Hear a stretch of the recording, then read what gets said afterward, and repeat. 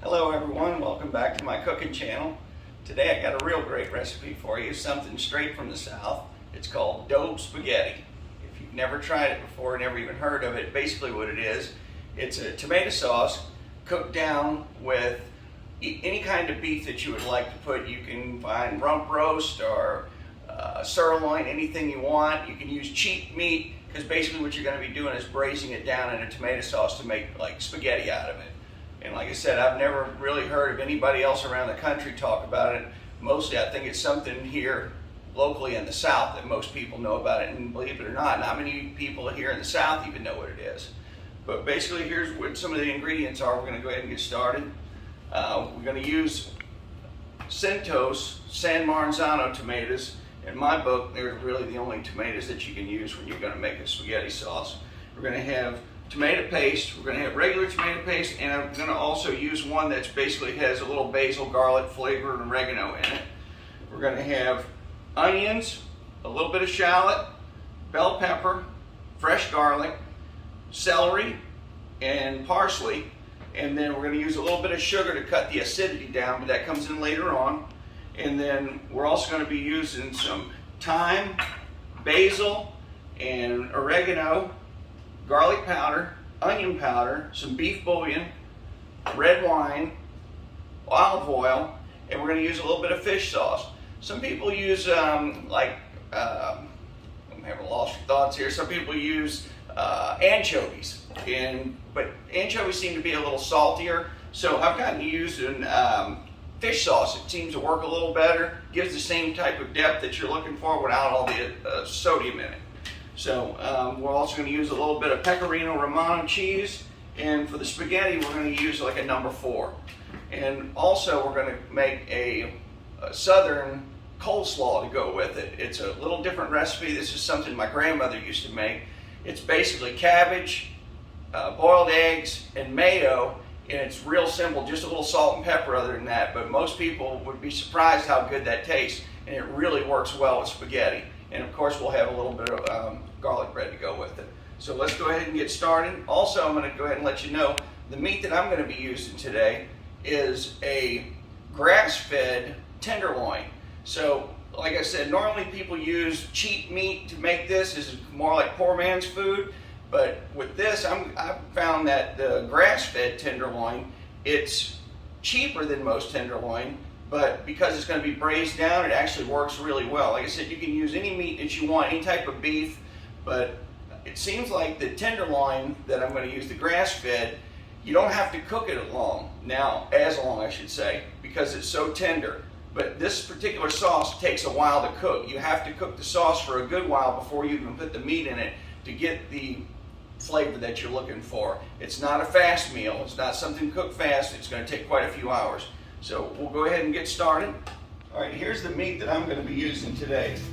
Basically, it's a whole tenderloin, but it's grass-fed. Normally, this isn't a quality piece of tenderloin, I would say. It's definitely not prime or choice. Like I said, it's probably something it's called Rancher's Home, but it's still a tenderloin, so it's tender. But like I said, it's not something that I would claim like close to prime or anything like that. But because it's going in a tomato sauce, it's going to be a step above using like rump roast or something like that. So here we go. We can go ahead and get everything going. All right, so something else I would like to make sure people know about this. I use a diffuser. If you're not familiar with this little jewel right here makes it where you can leave a sauce on the stove for quite a bit of time without having to worry so much about it sticking to the bottom or burning.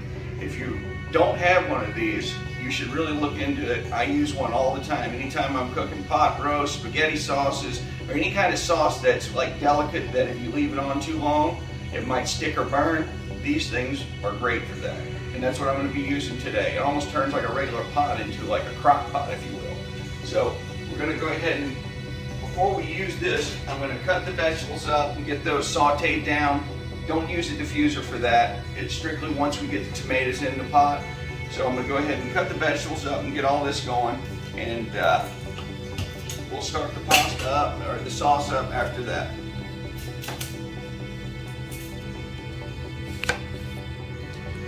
And with the onions, basically what we're going to do is kind of chop them up. We're we're going to use like bigger chunks in this.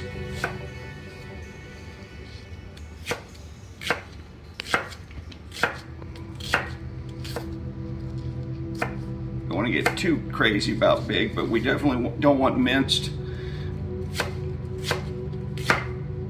And then we're going to have a little bit of shallot to go with it. Like I said, it doesn't have to be anything perfect. This is all going to go in a sauce that's going to be cooked down for hours. It's going to basically all be cooked down. Here's our shallot.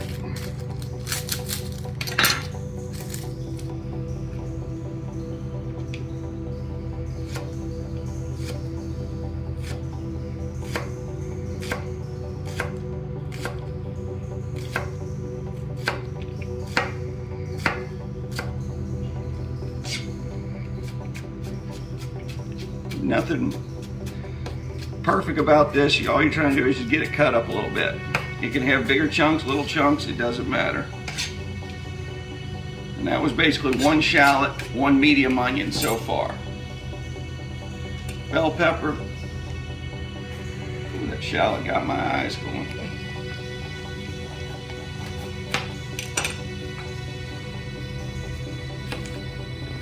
Same thing with the bell pepper, you're basically going to chop it up. Nothing has to be perfect with it.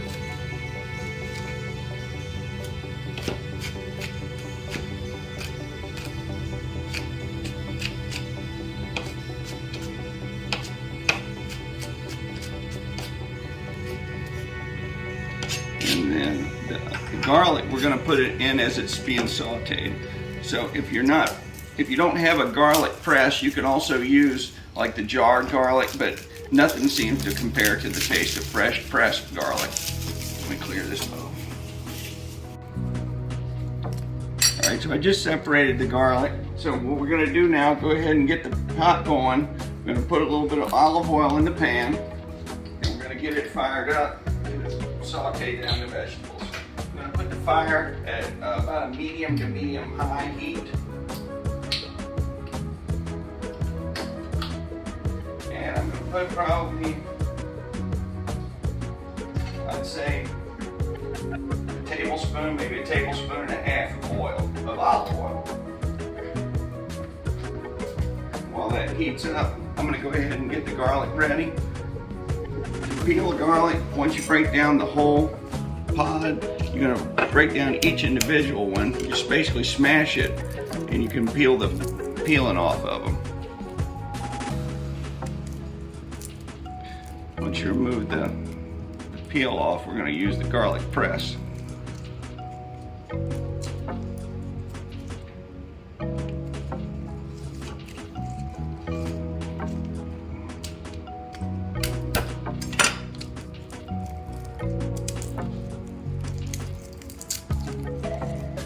Garlic can be a pain in the butt to do, but it's well worth the result.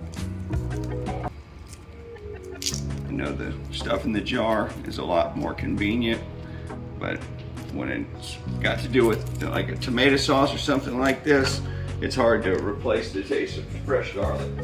It's worth the extra little work. All right, and also we're going to have a little bit of celery in it. And once we get it cut up, I'll be able to tell about how much I need to use of it, because we might not end up using all of this celery. Again, I'm not really much on using measurements, but because of this, I'm going to definitely give you measurements to give you an idea of where we're at with everything.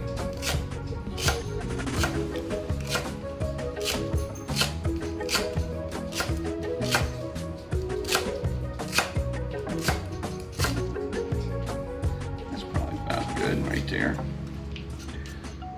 So it was almost 3 stalks of celery. All right, so now we're going to go ahead and throw this into our oil, saute this down.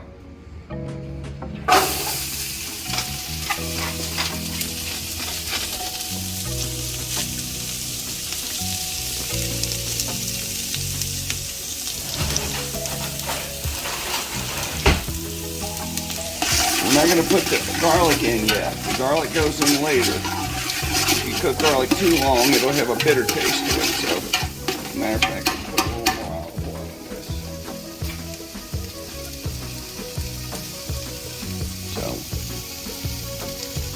About 2 tablespoons of garlic.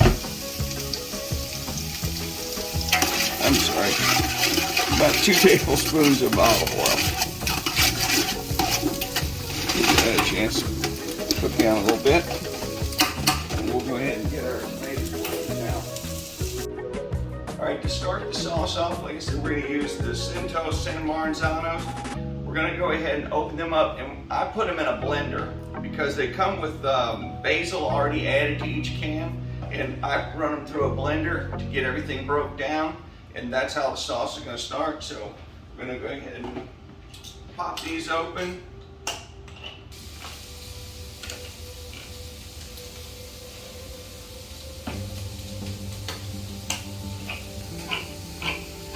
This dish, when I was a kid, all the friends that I had, when all the kids used to know, find out when my dad was making it, they'd all flock to the house. This and shrimp spaghetti, that was all my friends' favorites. My dad used to make with Daube Spaghetti and shrimp spaghetti.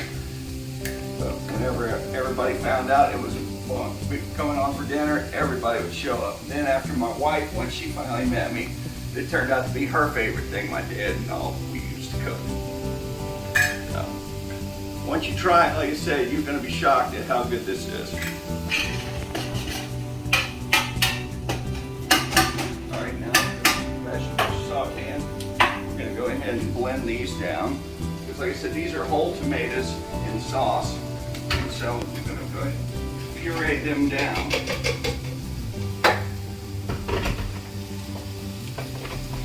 And pulse them.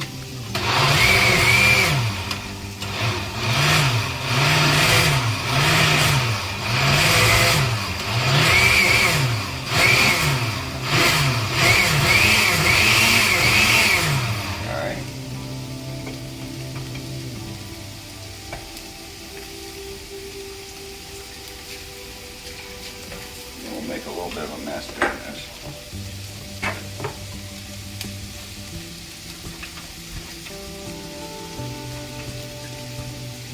Let's see what these look like. Now, before we put the tomatoes in, we're going to go ahead and press our garlic.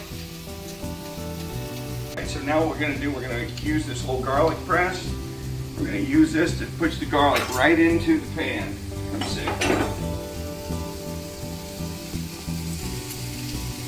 It pushes it right through. I just usually cut it off, and then sometimes you can re-grip it, put it back down, and get another squeeze out of it. You just pull that out, and grab you another one, start over.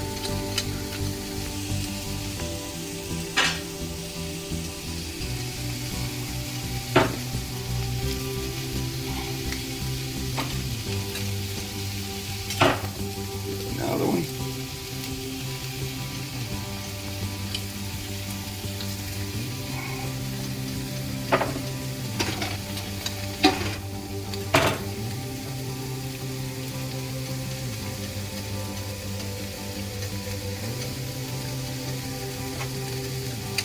Alright, so that's basically 3 pods of garlic in there now. And we're going to probably put in a little more later, but right now we're going to put that in. Get our tomatoes going. I'm going to turn the fire down. I'm going to put our diffuser in place to basically cut some of that heat down so it doesn't scorch. Pour the tomatoes in. And blend up another can. And I'm going to use 3 cans of these tomatoes.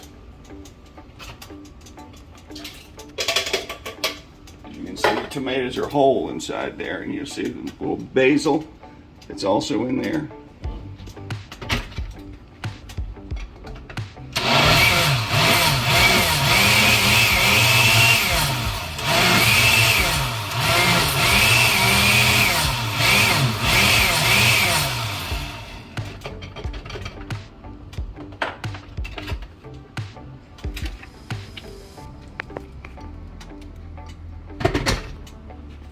All right, now that we got all the tomatoes added into the vegetables being sauteed down, like I said, you're going to reduce the heat, and I'm going to put the diffuser in place, and that's what I've already got. And this will make it where the sauce can be cooked for a long period of time without having I can't say that it will totally remove the ability of it burning and scorching, but it definitely helps the situation to keep it from burning and scorching on the bottom. So at this point, we're gonna start adding some of our other seasons to it. And we're gonna add some basil. Now, I like using this type of basil. It's some that's basically freeze-dried like, and then we have some regular dried basil as well. So what I'm gonna do here, let me get a measuring spoon. Again, I'm not used to measuring things. We're gonna put roughly a tablespoon of this dried basil. Not packed down or anything like that, just a tablespoon. I'm gonna add that. And then we're going to take and add some thyme. Thyme, we're only going to put maybe like a half a teaspoon of thyme. Let's see what it looks like. I just got to go by look.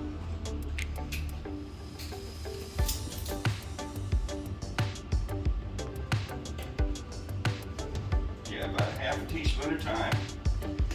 Half a teaspoon to 3/4 of a teaspoon. You don't add too much, it's a very potent spice. We're going to put oregano.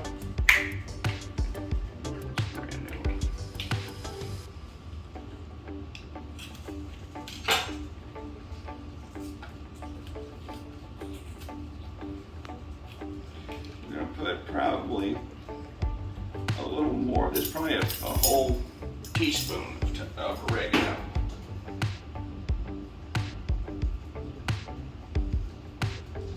I would say a teaspoon and a half of oregano.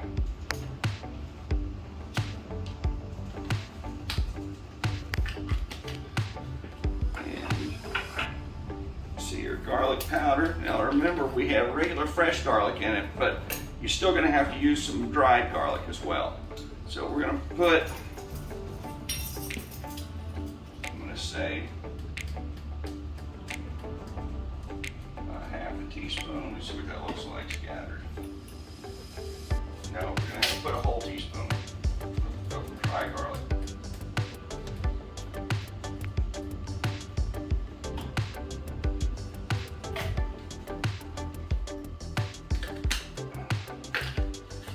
Onion powder. We're going to basically do the same thing. It's going to be probably a teaspoon. Adult proof. Not child proof, adult proof. Put a teaspoon of dry onion powder. Yep.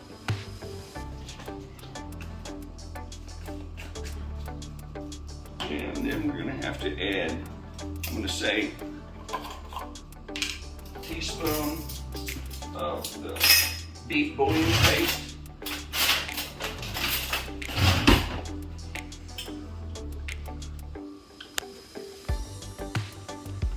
Because like I said, this is going to be spaghetti cooked almost like a roast beef cooked down in the tomato sauce. So use 1 teaspoon of, I call it paste, bouillon paste, because I like it better. It's referred to as better than bouillon. And it seems to work a lot better. It has a better taste as far as I'm concerned than regular bouillon. Alright, so now we're going to add some olive oil. This is going to be difficult for me because, like I said, I usually just pour it in by looks. So we're going to put, I'm going to say 1/4 of a cup. Let me see what that looks like. And what the olive oil does help do, it helps brown the sauce as it's cooking. Yeah, I would say 1/4 of a cup works about right for olive oil added to it. Because this sauce has got to be cooked down for a good period of time to get the taste, the depth of the taste that you're looking for. And then we're going to put, I'm going to say, a half a cup of red wine. Let me see if that looks about right. Maybe a little over a half a cup. Call it 3/4 of a cup of red wine.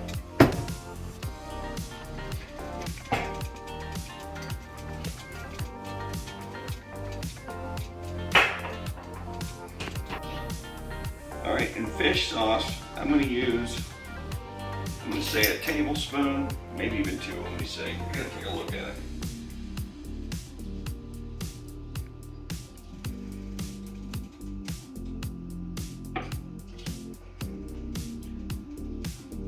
A tablespoon and another little extra, maybe teaspoon. Call it a tablespoon and a teaspoon for fish sauce. So again, with the fish sauce, it's basically going to replace, instead of using anchovies in there, the anchovies give the sauce the kind of depth you're looking for. But again, anchovies seem to have a little more sodium to it, and I noticed they would change the sauce up for me because of how much sodium is. This particular fish sauce, Red Boat, it's called 40 Degrees North, is one of my favorite fish sauces. I use it all the time for like my Asian food, my Thai food, stuff like that. But it is by far one of the best fish sauces I've ever tasted. And so it'll give you the flavor you're looking for.